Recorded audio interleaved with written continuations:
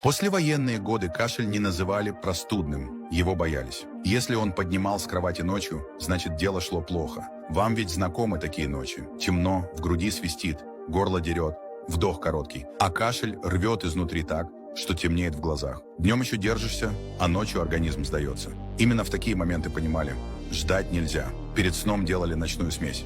В кружку куриный желток, ложка меда, ложка сливочного масла, пол-ложки соды.